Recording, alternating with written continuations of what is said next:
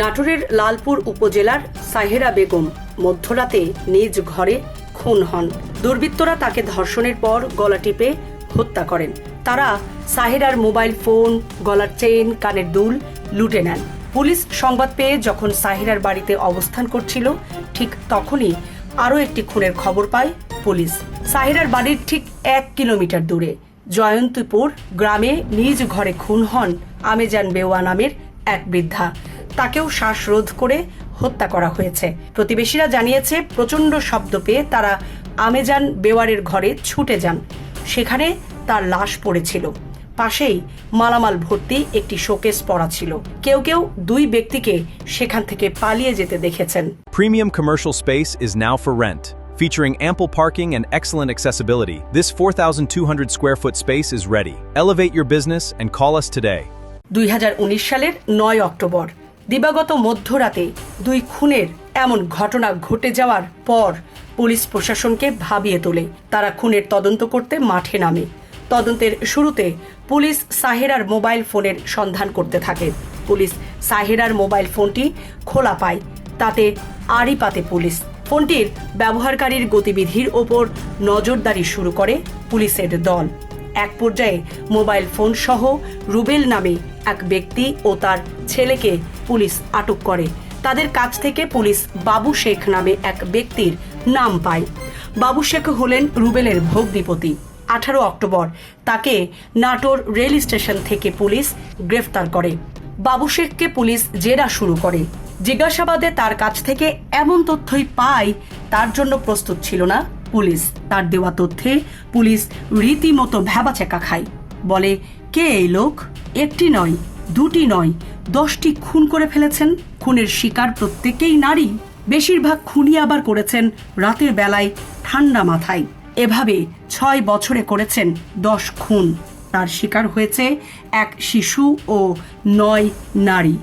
নিহতদের 5 জনকে হত্যার আগে ধর্ষণও করেছেন তিনি।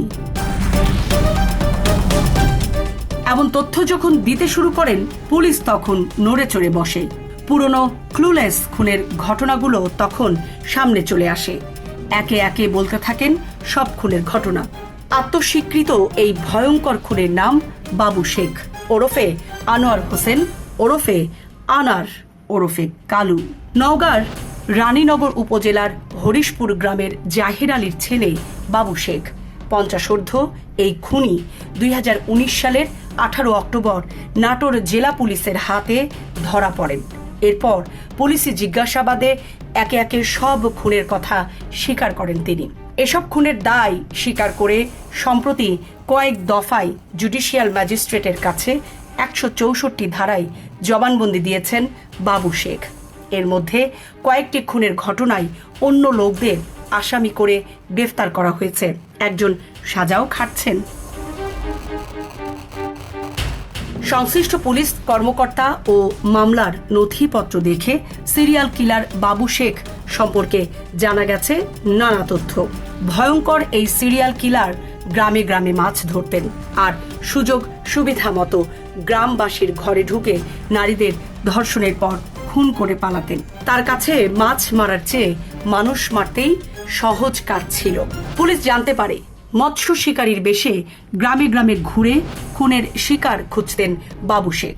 কখনো একা, কখনো 2-4 জন সহযোগীকে সঙ্গে নিতেন। তার সঙ্গে খুনে অংশ নিয়েছেন এমন অন্তত 7 জনকে পুলিশ গ্রেফতার করেছে। এ তালিকায় তার একমাত্র ছেলে ও মেয়ের স্বামীও রয়েছে। বাবু শেখের হাতে প্রথম বলি হন নাটোরের নলডাঙ্গা উপজেলার বাসুদেবপুর গ্রামের ওসমান গনির স্ত্রী রোকেয়া বেগম। 2013 সালের 21 অগাস্ট রাতে বাবু শেখ 3 সঙ্গীকে নিয়ে রোকেয়ার ঘরে ঢোকেন।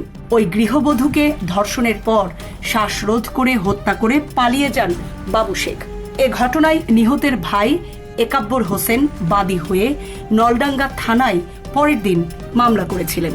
2014 সালে লাবণীকে ধর্ষণ ও হত্যার পর পুলিশের তৎপরতা বেড়ে যাওয়ায় বাবু শেখ ঢাকায় চলে যান। সেখানে তিনি চা বিক্রি শুরু করেন। তার ছিল 4 স্ত্রী। ঢাকায় এক স্ত্রীকে নিয়ে থাকতেন তিনি। 2019 সালের 27 ফেব্রুয়ারি আবার নাটোরে ফিরেই ওই রাতেই সিংড়ার বিগলগলিয়া গ্রামের গৃহবধূ শেফালি খাতুনকে ধর্ষণের পর শ্বাসরোধ করে হত্যা করেন। এ ঘটনায় নিহতের ছেলে সজীব চৌধুরী বাদী হয়ে অজ্ঞাতনামা আসামিদের বিরুদ্ধে থানায় মামলা করেন। এর প্রায় 2 মাস পরে 14 সেপ্টেম্বর রাতে মির্জাপুর উপজেলার হরতকিতলা গ্রামের কাঞ্চু খানের স্ত্রী রূপভানু বেগমকে হত্যা করেন বাবু শেখ। সেখান থেকে 44,000 টাকার জিনিসপত্র চুরি করে পালান বাবু শেখ। জীবন অবাক না করলে কে করবে? 28% মিল্ক ফ্যাটের অবাক করার সাথে ফ্রেশ মিল্ক পাউডার। জীবন অবাক করুক প্রতিদিন। পুলিশ জানায়, প্রথম দিকে বাবু গ্রামে গ্রামে ঘুরে মাছ মেরে জীবিকা অর্জন করতেন। পরে কাজকর্ম না হওয়ায় তিনি জাল পার্টিতে যোগ দেন। জাল পার্টির লোকজন মাছ মারার উছিলায় গ্রামে গ্রামে চুরি করে বেড়ায়। চুরি করতে গিয়ে নারী ধর্ষণ ও খুনের নেশায় জড়িয়ে পড়েন তিনি। পুলিশের জেরায় বাবু শেখ বলেন, তারা নিজেদের নিরাপত্তার কথা ভেবে সব সময় দুর্বলদের ওপর হামলা করতেন। যেসব নারী একা ঘরে ঘুমান এবং শারীরিকভাবে দুর্বল, তাদের হত্যা করে চুরি করা সহজ, তাই নারীদের খুন করতেন। পরিবার থেকে বিচ্ছিন্ন থাকায় এসব নারীকে ধর্ষণও করতেন তিনি। সামরিনা প্রীতি, ঢাকা এক্সপ্রেস।